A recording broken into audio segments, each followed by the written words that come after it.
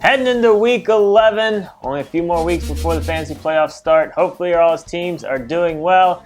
If they're not, maybe we can find a guy to pick up off the waiver wire that can help you down the stretch.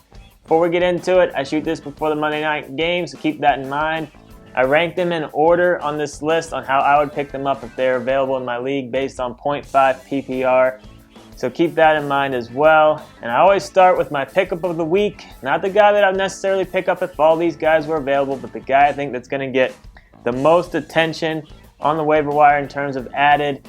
And that's brought to you by FanDuel. Get into our Beat the Experts game if you haven't already. We're having a lot of fun with it this year. You can click the link in the description, or it's fanduel.com/FST. You sign up, you help us out. If you win, you beat all the experts. Top 2 people get a free entry into next week's Sunday Million, along with the cash that you normally win. So it's a lot of fun. Get in there if you haven't already. So my pickup of the week this week is Anthony Miller. Mitch Magic, and the Bears is for real. That offense is clicking. Anthony Miller has really found his game out there. Him and Trubisky seem to be on the same page. Robinson even came back week 10, and Miller was still very much involved. Gabriel's still out there, but at this point, Miller is one of the most intriguing wide receiver adds I think that we've seen all season, just because the way that offense is trending, they do have some tough matchups coming up, but it does seem like Miller is going to be a solid possession type receiver for them, and he has been finding the end zone. 4 touchdowns on the season so far, and one of the things I like the most, 6 or more targets in each of the last 4 games. So Anthony Miller is a guy that I think has a high floor moving forward and a solid ceiling. Not a lot to talk about with running backs, but we do have a few people I want to talk about. Rashad Penny, it definitely made me happy to see him play well. If you've been watching the videos, watch our preseason stuff, I was a huge Penny believer, and I still am a huge Penny believer, and we saw why week 10, 12 carries, 108 yards and a touchdown, and he started to really take over in that game in terms of taking the touches away from Davis. I still think Carson's the guy to own, obviously, but Carson's been banged up, and at this point, I would put Penny over Davis. So if you're looking for a handcuff for Carson, I think I'd make that swap. Penny was drafted to be the running back of the future. We saw why week 10. The guy's explosive, only on 15% of leagues. He could be a guy that wins championships. If Carson has a more severe injury, Penny needs to be at least stashed on some more benches. Derrick Henry, how about those Titans? I mean, that was amazing. That offense, that team has really started to click. Henry, 4 touchdowns over the last 3 weeks. He looks to be the clear-cut goal line guy for them. He's been pretty solid as of late. He's been dropped in a ton of leagues, only owned in half the leagues right now. Time to scoop him back up. He still might be somewhat touchdown dependent each week. He hasn't really been busting any really long plays, but the way that team is playing, Henry needs to be owned in more leagues. Josh Adams, I want to talk about. It just came out, said he's going to start getting more touches. He's clearly the best runner on that team, but Clement isn't going anywhere. Smallwood's not going anywhere. Sproles will probably be back right around the fantasy playoffs. It's going to be a mess, but in deeper leagues, keeper leagues, Adams is someone that you definitely need to keep an eye on, or at least maybe add to your bench. And old man Gore, I do want to talk quickly about him. He's not going to give you amazing stats, but if you're dealing with bye weeks or injuries and you're just looking for a guy that's got somewhat of a decent floor, Gore's someone to consider. They're still giving him a ton of touches out there. He's only on 30% of leagues. He's serviceable. So keep an eye out for him if you're you're not getting too excited about that one, but there is some potential there. And then I did want to talk about Ty Montgomery.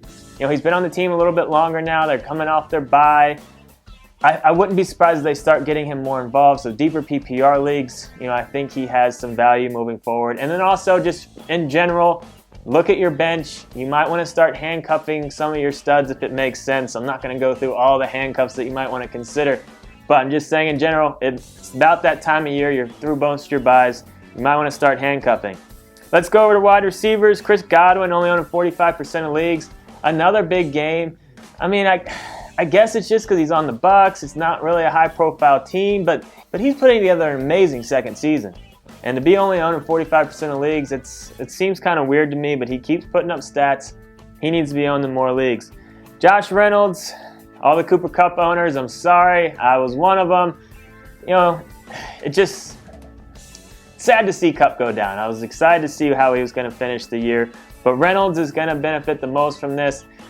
I don't necessarily know how excited I am about picking him up. I know he's had some solid games, but there's still so many mouths to feed out there. It's very possible that this more balls go to Woods and Cooks, and Reynolds just gets the scraps. So I don't know exactly how excited I am, but he obviously needs to be owned in more than 5% of leagues. John Ross, real quick with him. You know, decent week 10 with A.J. Green banged up for a few weeks. Ross, if he can stay healthy, should have some short-term value. A few more people I want to talk about. Maurice Harris for the Redskins, 15 catches over the last 2 games. You know, Crowder's still banged up out there. Harris has definitely been benefiting with the Richardson injury and everything, just getting more touches. He seems to be a very interesting guy in PPR leagues. Dante Moncrief, only on 15% of leagues. He's proving to be the most reliable Jacksonville receiver. 75 yards in 4 of the last 5 games he's played in, 75 or more yards. So Moncrief, while he hasn't had too many blow-up games, he's had some solid performances.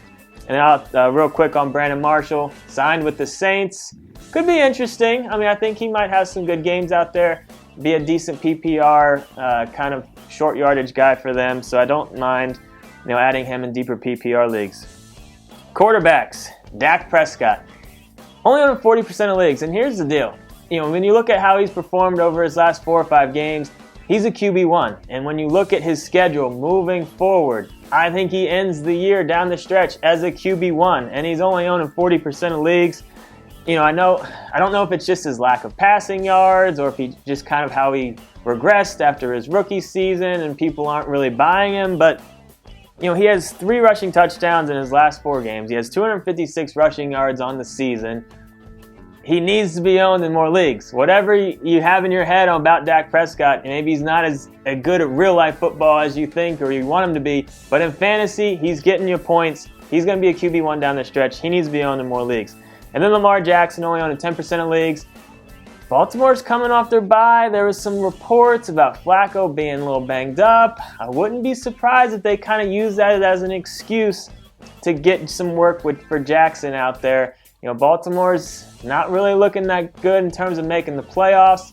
At some point in the season, I wouldn't be surprised if there's a swap. And because of what Jackson can do with his legs, a lot like Prescott, he could have some value. Tight end, I got a couple for you. None really to get too excited about this week, but Hireman for Denver, he would have been picked up in a lot more leagues if he didn't have his bye week 10, but he's only owned in about 10% of leagues. And then Nick Van Nett for Seattle, touchdown in each of the last 2 weeks. He's only owned in 10% of leagues as well. Both these guys will be somewhat touchdown dependent and inconsistent, but in terms of just a tight end with an upside that's on the wire, both these guys fit that description. A couple pick up and play defenses for you. I like Arizona at home against Oakland. I mean, we've seen what Oakland's offense looks like right now, and Arizona's D is decent enough. And then Tennessee on the road in Indy, only on 15% of leagues. We saw what Tennessee did to New England. Again, that team has been clicking on all cylinders on both sides of the ball. I do not mind Tennessee as a pick up and play defense. So that's the list for this week. If you got lineup questions, Josh picks his questions straight from the comments in this video. Make sure to mention if it's standard or PPR, so leave your lineup questions. Give us a thumbs up, give us a subscribe, and we'll see you later in the week with more videos.